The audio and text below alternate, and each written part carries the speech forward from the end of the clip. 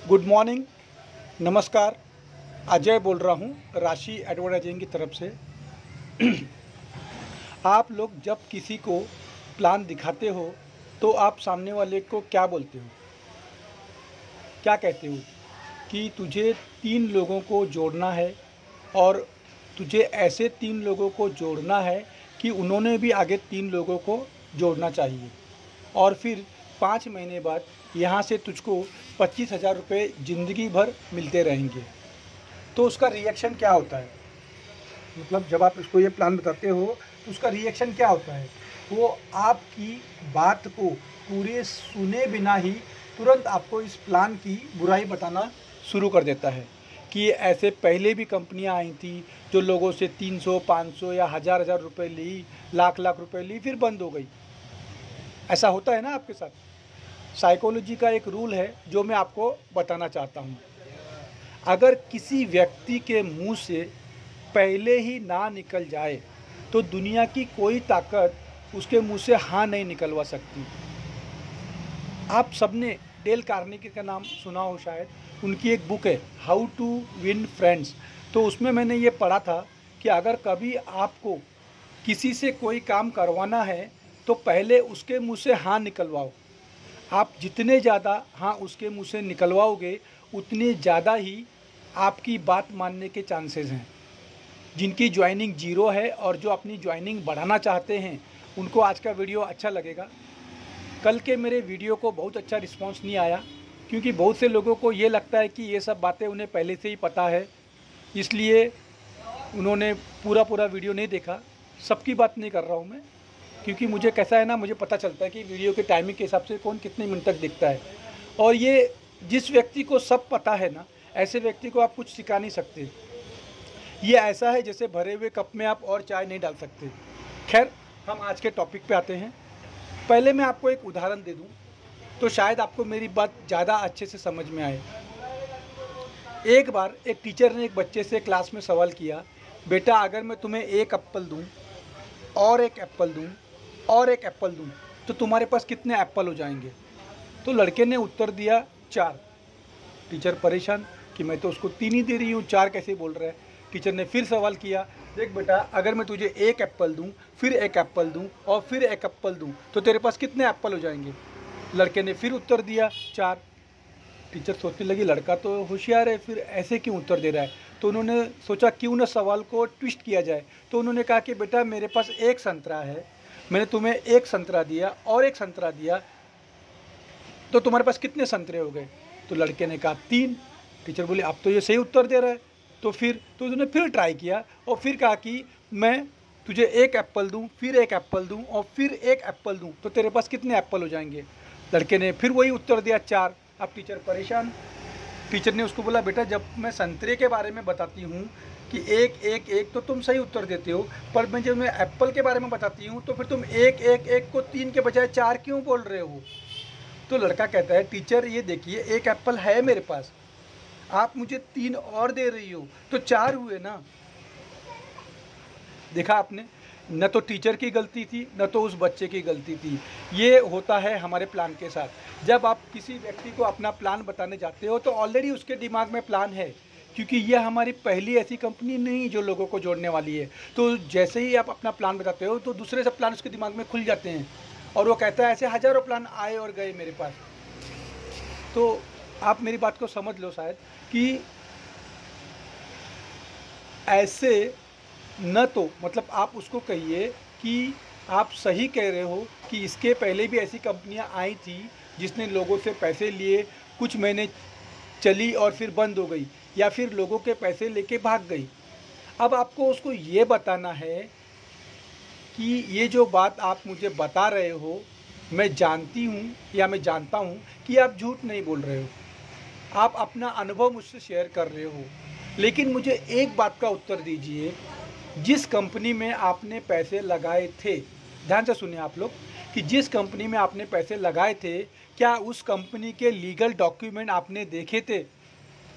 वो कहेगा हाँ, क्योंकि उस ज़माने में लोग पेपर के डॉक्यूमेंट दिखाते थे जो कि बहुत आसान था डुप्लीकेट डॉक्यूमेंट बनाना। फिर आप उसको पूछिए क्या उस कंपनी के पास करंट अकाउंट था? यहाँ पे वो उत्तर नहीं दे पाएगा। फिर उसको भैया क्या उस कंपनी के पास बैंक का QR कोड था, वो उसका उत्तर ना में देगा, क्योंकि पहले QR कोड का सिस्टम नहीं था। फिर वो बोले क्या वो कंपनी यूट्यूब की लीगल पार्टनर थी, यहाँ पे भी वो ना बोलेगा।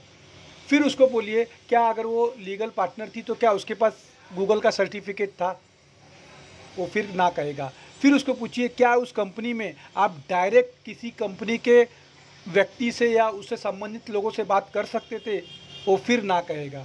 फिर आप उसको बताइए कि जिस कंपनी का जो एड्रेस था उस एड्रेस के बारे में आपने चौकसी या इन्फॉर्मेशन निकाली थी कि वो एड्रेस उनका रेंट पे है कि उनका खुद का है, वो फिर से ना कहेगा। फिर उसको बोलिए कि क्या वो कंपनी GST भरती थी। मेरा कहने का मतलब है कि 10 में से 9 का उत्तर ना होगा। फिर उस व्यक्ति को बोलिए कि जब मैं आपको 10 में से 9 उत्तर दे रही हूँ और जिस व्यक्ति ने उसके पास प्लान लाया था आपने उस व्यक्ति को देखकर पैसे दिए, न कि उस कंपनी को देखकर। और मैं चाहती हूँ कि आप मुझे देखकर इसमें 50 रुपये मत लगाइए, आप कंपनी को देखिए, कंपनी के डॉक्यूमेंट को देखिए और फिर इसमें पैसे लगाइए। कहने का मतलब ये है कि मैं मानती हूँ या मानता हूँ आपके साथ धोखा हुआ, आपको गलत कंपनी मिल गई, एक्सेट्रा एक्सेट्रा, लेकिन मैं जो प्लान बता रही हूँ अब उसको भी तो एक बार कंसीडर करो ना, क्योंकि मैं पूरे विश्वास के साथ आपको ये प्लान बता रही हूँ। और आज जब आप ही मुझे मना कर दोगे तो मेरा उत्साह तो ठंडा पड़ जाएगा ना। तो अगर मैं राशि एडवर्टाइजिंग में कंपनी में काम कर रही हूँ तो क्या मैं गलत कर रही हूँ? और अगर मैं गलत कर रही हूँ या कर रहा हूँ तो मुझको उसका उचित कारण दो। केवल इसलिए कि आपने पहले धोखा खाया था या आपने पहले जिन कंपनी को ज्वाइन किया था वो लोग गलत थे, तो उस आधार पर ना मत बोलिए। जिस ज़माने में आपने धोखा खाया था या अभी या पहले की बात कर रहा हूँ मैं, तो उस ज़माने में गूगल था क्या, इंटरनेट था क्या? नहीं ना। सिर्फ लोगों की बातों के आधार पर ही लोग कंपनी के बारे में डिसाइड करते थे। पर अब ज़माना बदल गया है। मैं जिस कंपनी की बात कर रही हूँ या कर रहा हूँ राशि एडवर्टाइजिंग की, आप देखिए यूट्यूब पे 10,000 के आसपास लोग जुड़े हुए हैं और उसमें लाइव कमेंट्स चालू है। लाइव कमेंट्स का मतलब ये होता है कि अभी के कमेंट्स हैं, ये 1 साल 1 महीना या 2 महीने पहले की बात नहीं है, उस पर टाइमिंग है कमेंट्स बॉक्स के अंदर। तो ये अपने आप में एक बहुत बड़ा सबूत है कि हम अच्छा काम कर रहे हैं। कंपनी, कोई भी कंपनी अगर आपको पैसे देती है और अगर वो GST भरती है तो मेरे ख्याल से वो कंपनी गलत नहीं हो सकती। हमारी कंपनी हर महीने टाइम पे GST भरती है, जिसका सर्टिफिकेट आप अपने अपलाइन से ले सकते हो। चलो खैर, ये तो हो गया एक पार्ट। अब मैं आपकी बात मान लूँ कि चलो कंपनी बंद हो सकती है या कंपनी फ्रॉड है, तो मेरा क्या नुकसान होगा या आपका क्या नुकसान होगा?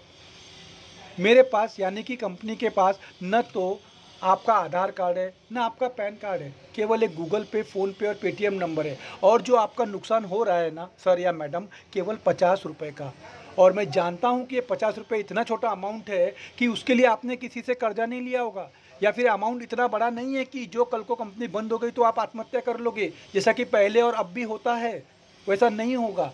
और अगर अब मैं आपकी बात मान लूँ, चलो कंपनी बंद हो जाए या बंद भी हो जाए, तो मेरा कहने का मतलब है केवल 50 रुपये का नुकसान होगा। लेकिन अगर इसका उल्टा हुआ तो कंपनी अगर बंद नहीं हुई तो क्या होगा? तो मुझे ज़िंदगी भर 25,000 रुपये आएंगे।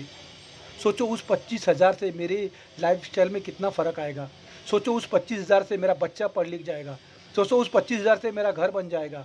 सोचो उस 25,000 से मैं अपनी गाड़ी खरीद सकता हूँ। सोचो उस 25,000 रुपये से मैं अपने बच्चे की शादी करवा सकता हूँ या घर का रिनोवेशन कर सकता हूँ।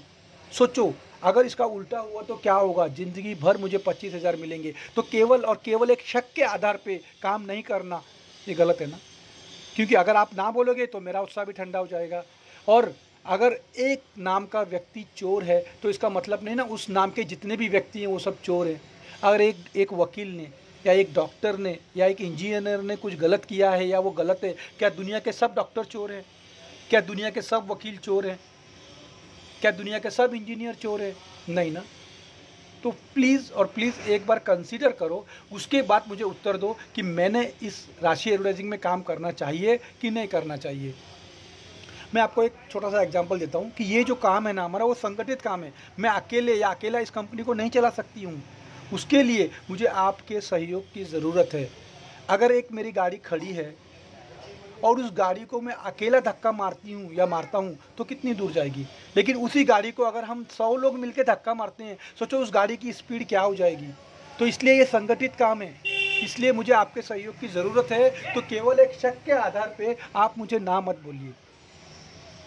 और एक और एग्जांपल आपको देता हूँ मैं कि अगर आपको एक व्यक्ति ना बोलता है या दूसरा व्यक्ति ना बोलता है या तीसरा व्यक्ति ना बोलता है तो कोई बात नहीं, आप चौथे को बोलिए, पांचवें को बोलिए। और फिर अगर आपको 100 लोग भी अगर ना बोलते हैं ना, तो घर में लाइट की, बल्ब की तरफ देखिए, पंखे की तरफ देखिए, एसी की तरफ देखिए और अपने आप से सवाल कीजिए कि जिस व्यक्ति ने ये बल्ब, पंखा या एसी इसका इन्वेंशन किया है, उस व्यक्ति को 1, 2, 50, 100 या 500 नहीं, केवल 10,000 लोगों ने उसको ना बोला है।